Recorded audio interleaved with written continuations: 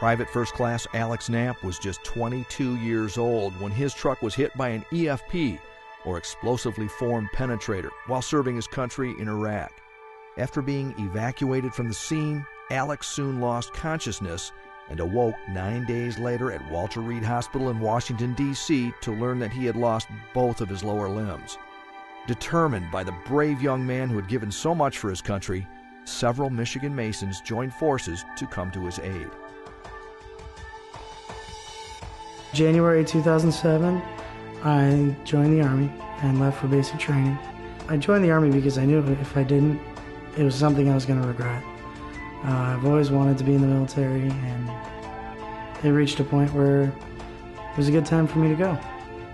In December 2007, we deployed to Iraq.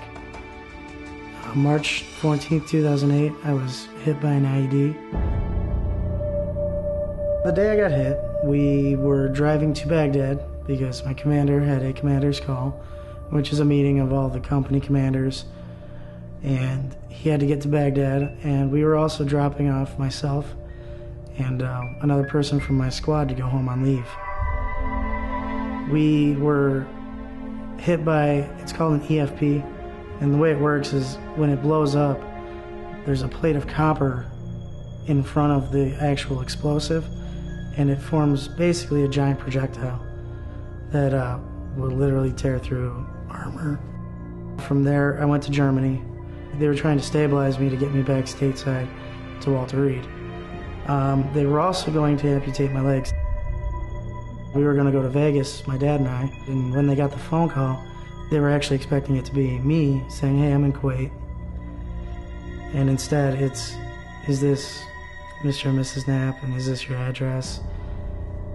And then they told him, so it was really, really hard on them. I'm a member of the Lewis Cass Society, and worshipful brother Craig Mason invited me to a rather small meeting to meet some of the brothers from Utica Macomb. I met Jim Gardini there, and he had talked about Alex Knapp at that meeting, and they were doing a spaghetti dinner for him. I had thought, possibly Royal Oak would be likely like to be involved in that to raise some money for Alex. I brought it back to the lodge here, discussed it in open lodge. We thought we'd have a Hawaiian luau. The Utica Macomb, they came down and attended our luau. Our wives, our members became involved, our children became involved. We had a couple of hula dancers come in and show the people how to hula dance, which wasn't very good. And Alex and his family came down. It was enjoyable meeting them, and it was a nice evening. Our lodge raised $3,480. Now, Utica Macomb, they raised another $3,000 with matching funds. I'm a member of the Michigan Masonic Motorcycle Association, and I brought it up at one of our meetings, and they donated $1,000 towards it. So in all, the two lodges and the Motorcycle Association, we had a little over $7,000. And I had the honor and the privilege to present him with that check. And if anybody ever wonders why we do charitable work or we do fundraisers, the look on Alex's face said it all. We didn't have to say any more. The fundraisers helped my family in general, not just me, because my mom lived with me in D.C. for 9 months. So she wasn't able to work, and it wasn't easy on my family. So it helped with not only bills and keeping my parents in a house, it helped with us coming home and being able to see everybody, and it made everything a lot easier to deal with. Veterans give up so much for us and they ask for so very little. And I thought, here's a young man that has lost his legs for us in Iraq. Why don't we get together and try to do something for him? And I was amazed at when I heard about the attitude he had and the positiveness he had. I thought, this is a young man we really want to get involved with, get to know, and try to help. It does take a special type of person to be in the military, especially to be completely committed to military.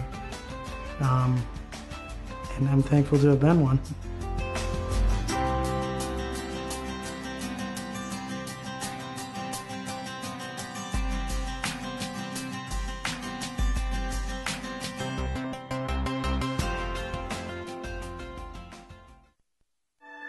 Diagnosed with leukemia when he was just 2 years old, Ethan LaForme was forced to undergo extensive cancer treatments that threatened to cripple his family emotionally and financially. What happened instead is a testament to the power of partnership and the Masonic legacy of giving. Ethan was diagnosed with non-Hodgkin's lymphoma, T cell type. When he was 2, we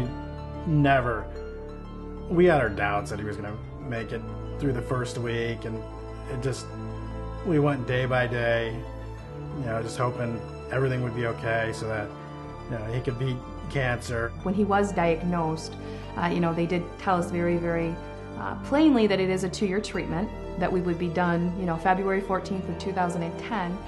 And at that time, he was just turning 2, and I was focused on seeing him turn 4. We actually, turned in both of our vehicles. We did any kind of cuts we could to our household, lived completely different than what we had lived before. I had to leave my job to stay home with Ethan, just because of all his treatments, making sure he doesn't get sick, trying to do the best that we can. During Ethan's fight against cancer, a group of Masonic lodges became aware of his struggle. Together, they held a number of highly successful fundraisers on his family's behalf. Combined with funds donated by the Michigan Masonic Charitable Foundation, Ethan's family was able to keep their home, pay their medical bills, and keep their lives afloat during this difficult time. Well, since we made the video on our story last year, we've completed our 2nd year of chemo, and everything was completed on Valentine's Day of 2010. We stopped cancer treatment, but we're embracing our new normalness. I'm back to school, trying to get my degree. My husband is working, and everything's on track for that. Emily is in 8th grade. She's involved in sports, and she's keeping herself very busy. Ethan should be starting preschool in the fall. He can't wait to go to school. He's going to be starting school next fall, so he's looking forward to that. He talks about that almost daily. So he's going to be able to go run and just be a normal kid running around in his school. Laura and I are looking forward to that so much. For every Mason that contributes to the foundation, it makes a difference. You may not see it, and you may not be aware of what the difference it is, but it makes a huge difference to the people that the foundation supports.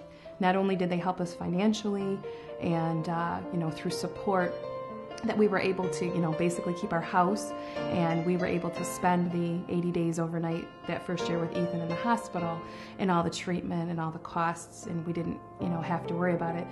But also in the same token, they've become like extended family. Perhaps no one fits that description better than Leon Richardson. Leon first brought Ethan's story to the attention of the Masons, and his selfless efforts created strong emotional ties to the LaFormes that enriched not just their lives, but his as well. If I never do anything in Masonry, again, this will be the moment I remember from my Masonic career. I'm just glad that they're a part of my life. They've helped me as much as I've helped them. Sadly, on June 12, 2009, Leon passed away. Leon Richardson's legacy of giving continues to inspire new community fundraising efforts within the Michigan Masonic community. To the LaFormes, his memory will always be tied to the outpouring of support they received during their time of need. I miss Leon very much. It's hard to even talk about it. He was so instrumental in bringing so many wonderful people into our lives that changed our lives. And we took his death very hard, but he did definitely, change our lives, and we're better just for knowing him. And I know there's a lot of other people that are as well. A couple weeks before we last saw him, we were at a dinner with him, and he had brought an application, and he wanted to have it, completed and everything, because my husband had expressed an interest in joining one of the Mason groups, and one of the lodges. And so he went around and took care of it all that night with Tony, and it was all done. So it was kind of interesting that right before the last time we saw him, he kind of sealed up that, make sure that Tony was set up in the lodge.